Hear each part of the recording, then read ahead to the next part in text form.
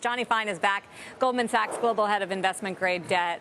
Welcome. Good to see you. Thank you for having me. So underlying all of this is that we are seeing this back up in yields again. And I asked in the break whether you think we could see 5% on the 10-year again. You say yes. Why? I think it's entirely possible. If you kind of think about the trends that have been in place for the last 2.5 years, the market has been consistently too dovish relative to what the Fed has ultimately delivered. We expected way fewer hikes on the way up than we ultimately got. We've predicted way more cuts than are going to ultimately be delivered on the way down.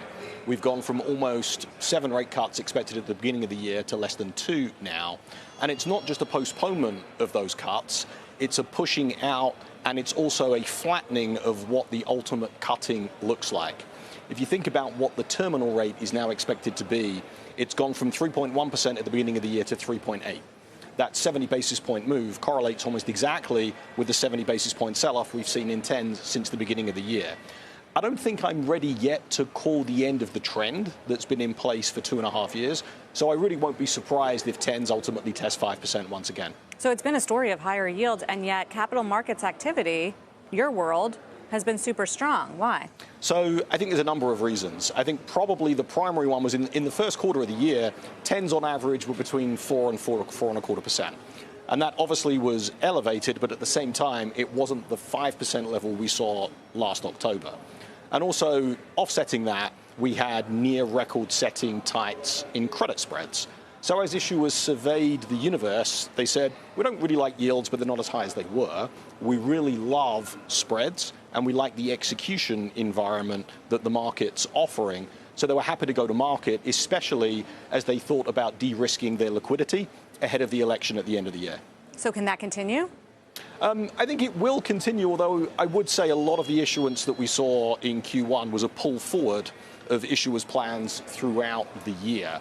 Now, depending on what the quality of the market looks like, depending on where yields and spreads ultimately trend to, that will determine whether or not we go on at a similar pace, which I think is very unlikely, or if indeed we taper and we have a more normalized level of activity. I was going to say, FT piece a couple weeks ago looked at least frequent issuers doing a lot in the early part of the year. FT kind of framed it as a hedge against election uncertainty. Is it something else, or is that part of it? No, I think that's the primary reason. And we've looked at, if you look at what historical data will tell you, if you look at the September and October of election years and compare that to September and October of non-election years, and we did this all the way back to the year 2000, what you tend to find is there's a reduction in issuance activity that would be expected.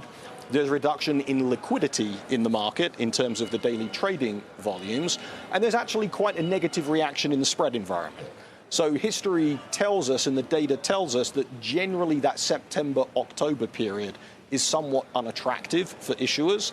And I think that as our client base looked at that, they thought, yeah, we're going to pull things forward. We like the environment in January, February, March. The yield curve's still inverted, so there's some attractive features to financing early. I think that was a major driver. You think spreads are going to remain tight? I mean, there's stories today about pension funds allocating more to fixed income. Is the demand going to continue to be there? I think the technicals of the market are going to remain very robust. I think you've seen pension funds de-risking, moving out of equities, moving into fixed income, as the funded status of pensions in the United States is roughly 104%. That generally creates some de-risking activity. Our market tends to be a beneficiary of that. In the elevated yield environment that we're in, we're seeing annuity sales at much higher levels than we've seen in a couple of decades. That's driving a lot of money into, in particular, long-duration fixed income. So I think from a technical perspective, I think the market's going to remain on pretty sure footing. Look, the reality is that whenever we've seen spreads at these kinds of levels over the last couple of decades, there's usually something that creates a significant derailment wider. You can never really predict what that's going to be.